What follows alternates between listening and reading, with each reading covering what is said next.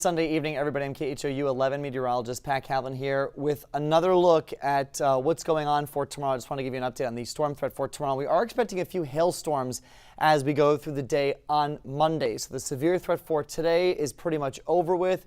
We're not expecting any more severe storms for the rest of the evening. We're not expecting any flooding either. Our attention now turning as we get into Monday. So on a scale of 1 to 5, 5 being the worst, we're at a threat level 2. That's what all the yellow on the map indicates. The black lines going across the map, that indicates areas within the severe threat where we could see significant severe storms, meaning hail in excess of 2 to 3 inches in diameter. So very large hail possible with any storms that develop. Now, does that mean that everybody is going to see a destructive hailstorm tomorrow? No.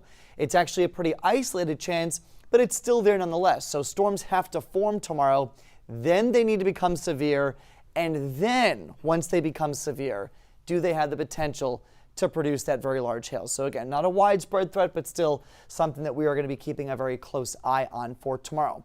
There's future track. We will start the day on Monday dry with partly to mainly cloudy skies.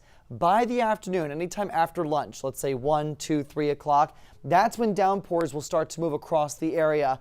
And these have the potential to become severe. We're going to be looking out to the west first for these storms to move in. By about 4 and 5 p.m. is, I think, when we start to see these isolated severe cells moving across parts of southeast Texas. So here's one over here. There's another one out towards the Louisiana border.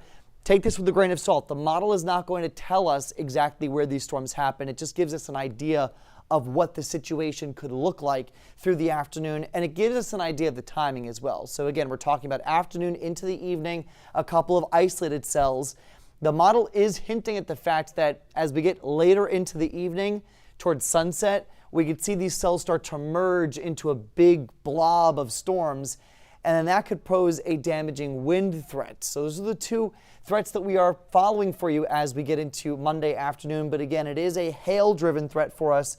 And you can see again that hatched area. It's a large area that we're expecting storm coverage for the day on Monday. And this is where we could see hailstones up to 2 to 3 inches in diameter. And that is hail that could do damage not just to your car, but also to the roof of your home. So hopefully these storms do stay isolated as we get into tomorrow. Here's a breakdown of the threats. Again, it's damaging winds and hail, the two primary threats in the medium category. The tornado threat is not 0, but it is low, and the street flooding threat also on the lower end, but not 0, just because we're not expecting these storms to hang around for a long period of time, but it also won't take much in terms of rainfall to lead to flooding issues in areas where the ground is already very saturated, areas that saw that flooding 1 to 2 weeks ago. So again, those are the two secondary threats that we will be keeping an eye on for Monday. So again, finally, there's the breakdown on a scale of 1 to 5, 5 being the worst. It's a level 2 for the entire area. And the timing on this is from noon to 11 p.m. And we'll probably be able to tighten up that window as we get into tomorrow, but that's how it looks right now.